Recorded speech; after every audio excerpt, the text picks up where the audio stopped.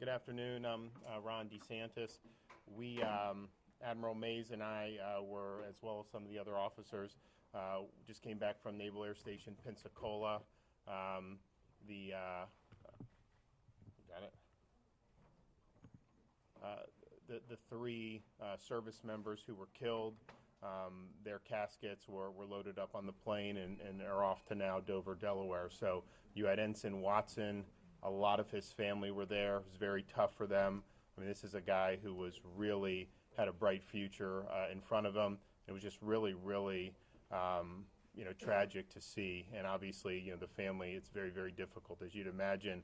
But I think that it's become clear now that, the people that wear these uniforms and go through, you do that because you may be called upon to do something for others at some point. And I think we now know that his actions, even though he had been mortally wounded, he was more concerned about helping others. And so he saved lives and helped with the response. And I was able to speak with some of the Navy folks, and I think that they are working on recognizing those actions posthumously, which I think is appropriate. We also got a briefing from the FBI and from the other agencies. They obviously are pursuing a lot of different leads, and I think that that's something that in the state of Florida we're obviously going to be helping any way we can. I've just spoken with a lot of folks throughout, Florida about. I think there's a frustration with this. I mean, you have foreign military personnel coming to our base. They should not be doing that if they hate our country. And I know that I talked with Secretary Esper on Friday. They're doing a big review about how all this stuff is done in terms of the vetting. But my sense is that more needs to be done. And I think that this is something that should not have been allowed to happen. So we're here in the state. We're going to continue to offer support. I was able to speak with the president again about it last night, and spoke with Congressman Gates today. So we're here to do what we can. After this, I will be going with the First Lady to the hospital. We're going to meet with some of the folks who were injured during the altercation. With that, I'm going to introduce Admiral Mays, who's the Navy Southeast Region Commander. Thank you, Governor. I'd like to read a statement. I am Navy Rear Admiral Gary Mays, Commander of Navy Region Southeast. I just came from the funeral procession, and the remains of our 3 fallen shipmates are currently on their way to Dover Air Force Base in Delaware. Friday's senseless act, violence took these young men from us, physically wounding 8 others and the hearts of countless more. On behalf of the entire Navy, I extend my sincere and deepest sympathies to the families of the sailors whose lives were taken during this heinous act. In painful times like these, we also see the true strength and character of our interagency partnership. Naval security forces responded to the scene immediately, and within minutes, the Escambia County first responders arrived and they worked together seamlessly. In the crisis, just as they trained. This team honed skills and they hoped they would never have to use, but when called upon, they responded with such expertise and determination that they most certainly saved the lives of many others. The whole community response continues, and the Navy will continue to work closely with local, county, state, and federal enforcement in support of the FBI's investigation into this tragic incident. For the Navy, our primary focus remains on taking care of the families and friends of the victims, as well as ensuring the service members, civilians, and families of NAS Pensacola receive the support that they need. The Navy chaplains are available for pastoral care. An Emergency Family Assistance Center has been established at the Fleet and Family Service Center, and the additional counselors are available to help the team already here in Pensacola. I urge anyone who feels they need a little extra support to reach out and get the help they need to process this event and rebuild and strengthen your personal resiliency. Asking for help is a sign of strength, and we are strongest as a team. The installation is currently open only to mission essential personnel, and as it shifts back to routine access tomorrow morning, know that the security forces are doing what needs to be done to make NAS Pensacola and bases and installations around the world as safe as possible. We will continue to work with our partners in law enforcement to investigate, review, and guard against future vulnerabilities and to safeguard the security of our service members and their families. Their safety is paramount. The citizens of Pensacola have been incredibly generous with their thoughts and prayers, which are foundational and continue to make the huge difference during the process of healing and recovery. On behalf of Navy leadership, I would again like to thank the hard work and dedication of everyone here and the entire community.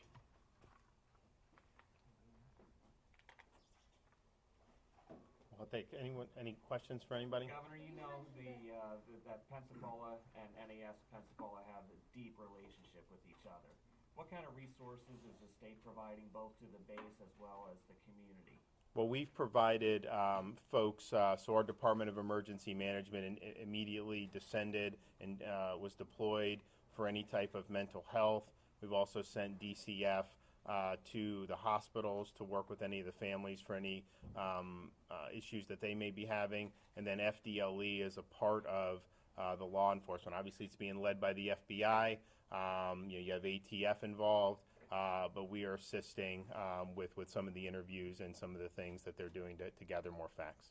You mentioned that foreign military should not be coming here if they hate our country. What information do you have that suggests al-Shimani hated the United States? Like, you read any of the reports? I mean, come on. He obviously, he had a major social media trail.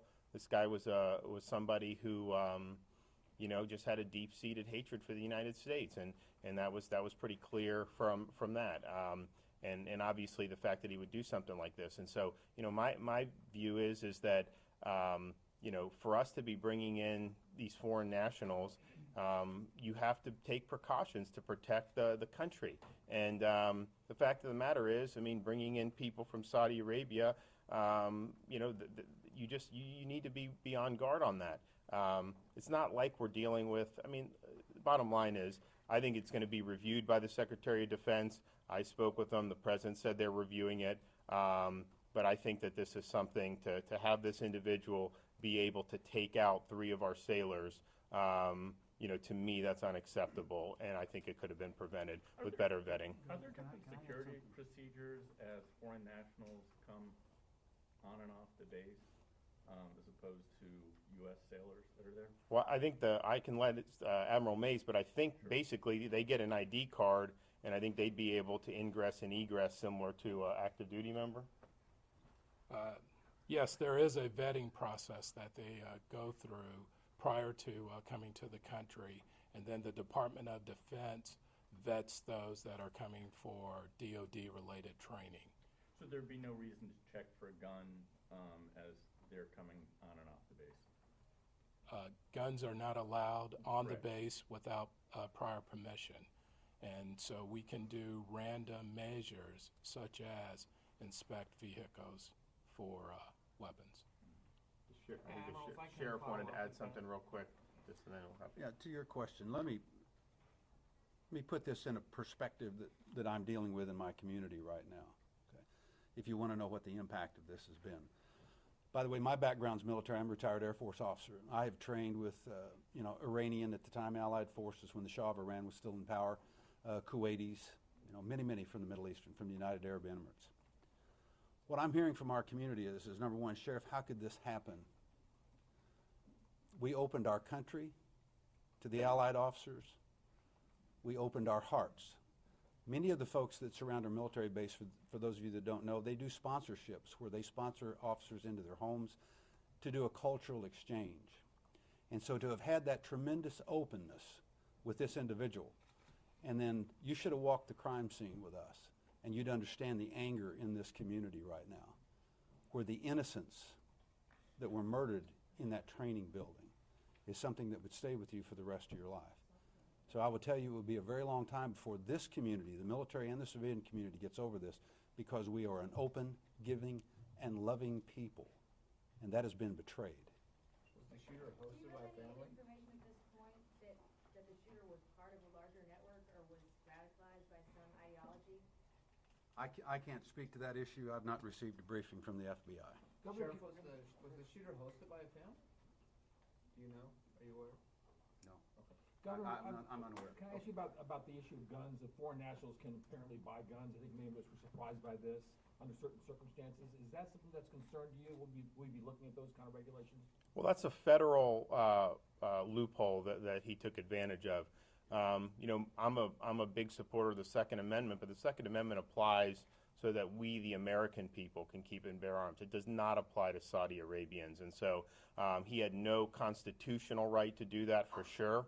Why the federal law has that, I'm just not sure. I was not aware of that. I had always thought that foreign nationals, except for certain law enforcement, just were not allowed to purchase firearms. So yeah, I think that they should definitely look at that. Governor, do you know what the actual loads were, whether there were other people involved in this? They're investigating that still now, so they're doing a bunch of stuff with that, and I think some of the reports you've seen about watching videos and things like that. I mean, obviously there were other people involved with that.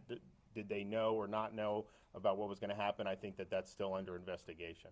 If I could ask you a question about the gun issue. A lot of people, because this is not the first time there's been an attack on a military base in this country. A lot of discussion has been even said about why are guns even prohibited on a military base, which deny people the right to defend themselves. Have you talked to the president, or you've given any thought yourself about changing that policies? I've not spoken with the president. Our biggest primary focus is the safety of the base, and we have rules to maintain that safety, and guns are prohibited on the installation without prior approval. Governor, do you consider this terrorism? The sheriff Is this an mentioned act of the terrorism? I think so, local impact here in the community, and this is a community that elected you as their governor. What is your message for those that have a lot of fears right now going into this next work week? Well, I would say stay strong. I mean, you saw in this dark day, even in the midst of that, what you saw were people running to the danger to be able to save others. And that's really, I think, what this community is made of, and I think that that's really emblematic of the type of grit, courage, and determination that you see here. You know, obviously, I mentioned Ensign Watson, and he deserves a lot of credit. And he, you know, unfortunately passed away, but he passed away a hero. You look at the sheriff's deputies, how quickly they were able to get in there. They saved lives as well. So I think that the community responded very, very well to this event, and I think the issues with it probably lie more in things that are outside the community's control. Some of the things that I've mentioned. And Governor, with that, We've been here for several days and we've heard so many stories of bravery and courage displayed by those officers that raced in toward the gunfire. What else could you tell us about those officers?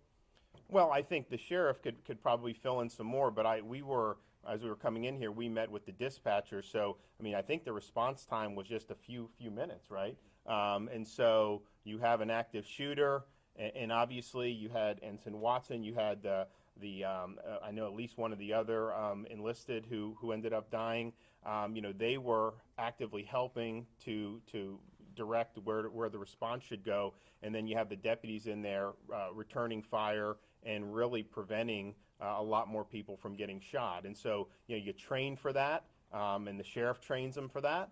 But, you know, until it's go time, you never know kind of what's going to happen. And I would say that the sheriff and his deputies, they performed exemplary, and I think that the folks here in Escambia County should be very proud of what they did. And Governor, will you be reviewing the response as well, all the things that went right, maybe even any improvements that could be made out of this? I'm sure this would be a learning experience for a lot of people, right? No, yeah, look, I mean, I think that anytime you have, folks do right, we obviously, will focus a lot of times when things go bad, but you can also learn things from, why were they able to stop, and I think that that's a good lesson. Governor, are you aware at this point whether the perpetrator spent any amount of time in Pensacola prior to the attack, and whether the so-called dinner party took place on or off? Oh, so he's been in this area for quite some, at least a year and a half or 2 years on and not. Now, Do you know where? when they do the training, they're here because it's a long training pipeline. They'll actually be given time. So I do believe he went back to Saudi Arabia. I know they're investigating that now.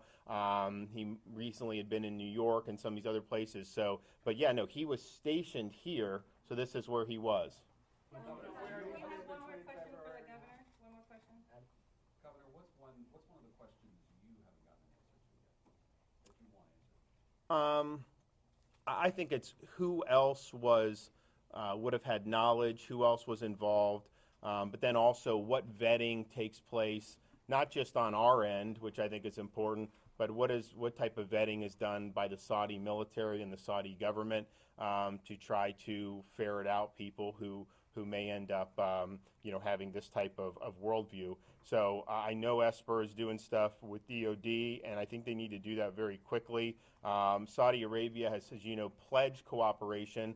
You can ask some of the other folks with the agencies whether they've actually received any yet. I don't know, but my view would be, trust but verify. If they say they're going to cooperate, make sure they do cooperate and don't just take lip service and think that's enough, because this is this is a really big deal, and we can't control every little thing that happens. When you have somebody that comes from a foreign military that we're training on one of our bases, this iconic base right here, that all these aviators who get their wings have come through here at one time or another, the Blue Angels are here, and you do something like this, we're going to get the answers, and there's going to be accountability, and I'm going to do whatever I can as governor to make sure that happens. Thanks, everybody. Thank you.